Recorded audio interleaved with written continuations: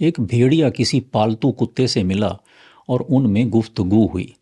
بھیڑیے نے پوچھا، تم کہاں رہتے ہو؟ کتا بولا، فلاں امیر کے گھر میں۔ بھیڑیے نے پوچھا، وہ امیر تم سے کیا سلوک کرتا ہے؟ کتے نے کہا، بہت ہی اعلیٰ، تمام بچی کھچی ہڈیاں، کچھ گوشت، دودھ، ڈبل روٹی کے ٹکڑے اور کچھ پڈنگ مجھے کھانے کو دیتا ہے۔ مجھے نہلانے اور صاف رکھنے پر ملازم مقرر ہیں اور سونے کے لیے آرام دہ گدے ہیں۔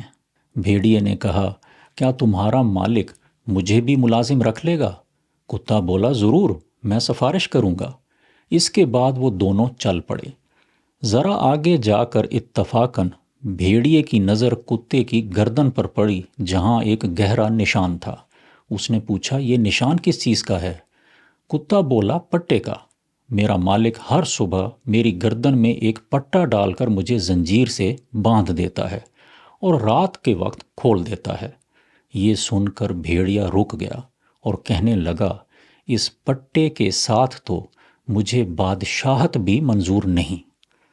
اس حیوانی بھیڑیے کو بھی حقیقی آزادی کی قدر و قیمت معلوم تھی۔ بدقسمتی سے بہت سے انسانی حیوان ایسے ہیں جو اسے سمجھنے کی صلاحیت نہیں رکھتے اور اپنے ذاتی مفادوں کی خاطر خود اپنے گلے میں غیروں کی غلامی کا طوق پہن کر اپنی عوام کو بھی غلام در غلام بنانے پر مجبور کیے رکھتے ہیں، اور بڑی ڈھٹائی اور بے شرمی سے قوم کو یہ سبق پڑھاتے ہیں کہ beggars can not be choosers.